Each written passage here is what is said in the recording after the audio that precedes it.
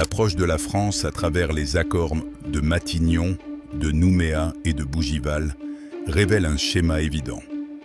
Protéger les intérêts des colons et maintenir le peuple kanak sous contrôle français, tout en bloquant la véritable indépendance kanak. L'accord de Matignon de 1988 a été signé en réponse à la résistance kanak. La France avait promis un référendum, mais l'a repoussé de 10 ans.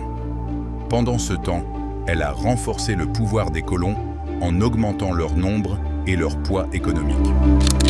L'accord de Nouméa de 1998 a poursuivi la même stratégie. Il prévoyait 3 référendums, mais la France a influencé le processus pour empêcher l'indépendance.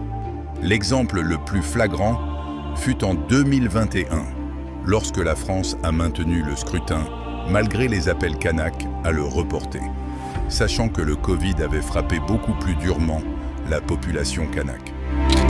L'accord de Bougival, signé en 2025, représente l'ultime étape de ce plan.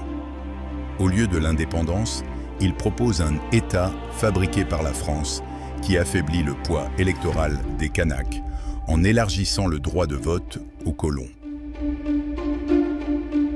Progressivement, ces textes se sont éloignés de la véritable décolonisation. La France a utilisé les échéances et les référendums non pas comme des voies vers la liberté, mais comme des moyens de conserver son emprise. Le référendum prévu par Matignon n'a jamais eu lieu.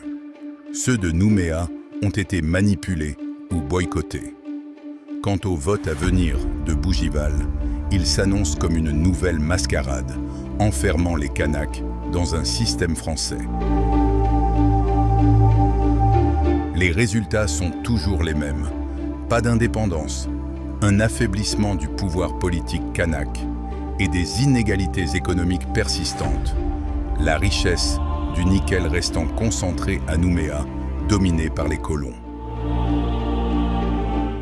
En refusant de respecter le droit du peuple kanak à la décolonisation, reconnu par l'ONU, et en ignorant les appels du FLNKS à de vraies négociations, la France fait preuve d'une arrogance coloniale.